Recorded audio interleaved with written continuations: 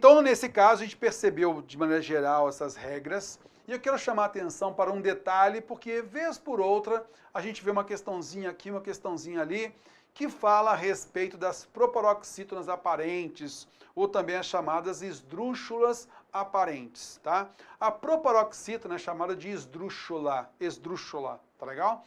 E a gente pode perceber, de repente, que em determinada região do país, as pessoas têm uma pronúncia um pouquinho diferente.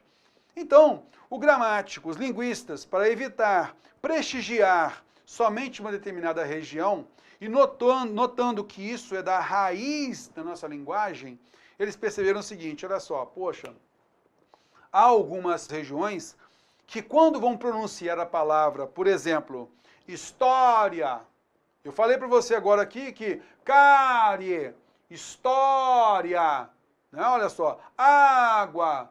Então, a gente fala como paroxítona terminada de tom oral. Só que há algumas regiões que acabam pronunciando um pouco mais aprofundadamente esse encontro vocálico final aí. Então, no lugar de história, muita gente faz como? História, carie, árduo, por exemplo.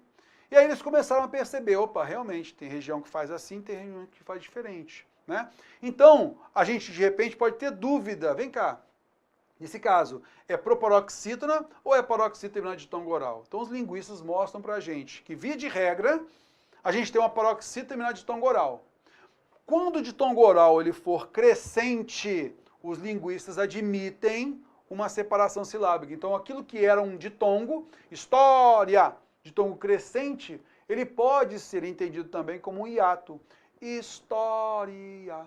É o que a gente vai ver aqui agora na nossa teoria. Vem cá. Então, nós vamos falar das proparoxítonas aparentes, das chamadas falsas esdrúxulas. Coloque esses nomes aí, porque às vezes em provas caem esses nomes, tá? Então, o exemplo que eu coloquei para você, ó, olha só. Paroxítonas, eu vou colocar como paroxítona de tom oral, ó. História, cárie, armário, tênue, área, espontâneo, trégua, ingênuo. Está vendo só? Então, são paroxítonas de tom oral, beleza? Tranquilo. Agora vem uma explicação gramatical. Os encontros vocálicos terminais, porque eles estão aqui, ó, no final da palavra, está vendo só aqui, ó? Tá legal?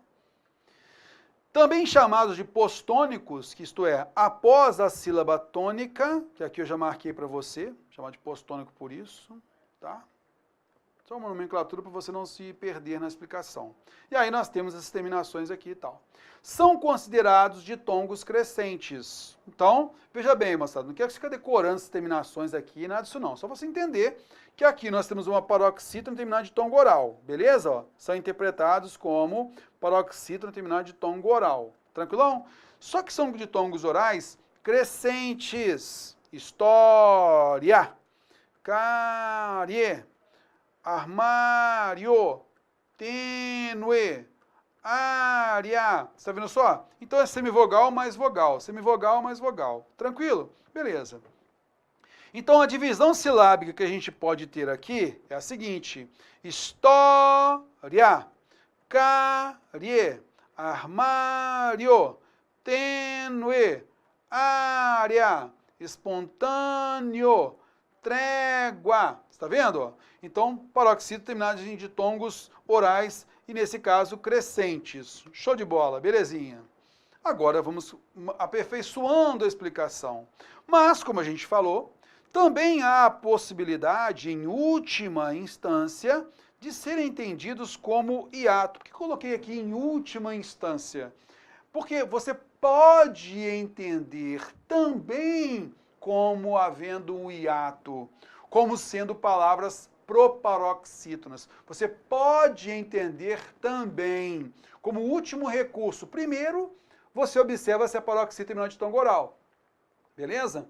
Aí, pelas alternativas que você vai eliminando e tal, você vai, opa, isso aqui também pode ser interpretado como uma proparoxítona aparente, uma falsa esdrúxula. Então, essa terminação aqui ela é bem interessante, porque você pode interpretar aqui uma outra possibilidade de classificação tônica, de proparoxítona. Vem aqui comigo na tela, vamos lá. E aí você vai evidenciar como um hiato. E como seria, nesse caso, a divisão silábica? História, carie, sílabas diferentes, porque são vogais agora, ó. Armário, tênue, área, espontâneo, trégua. Aí, meu amigo, você vai ter a antepenúltima sílaba tônica, o entendimento de que há aí uma proparoxítona. Beleza? E eu ressalto aqui que isto é simplesmente uma possibilidade. Só isso. Por isso temos que tomar cuidado. Ah, terror, significa então que a palavra carie, história, e a palavra córrego tem a mesma classificação, mesma regra de acentuação gráfica? Não é bem por aí. Por que não é bem por aí? E a gente vai sempre eliminando alternativas até chegar a um resultado concreto, tá? Mas quando você fala que a palavra trégua, história, ela pode ser paroxítona terminada de tom oral ou proparoxítona aparente. Tá legal? Quando eu falo que é proparoxítona aparente, isto é, ela pode ser paroxítona e pode ser proparoxítona.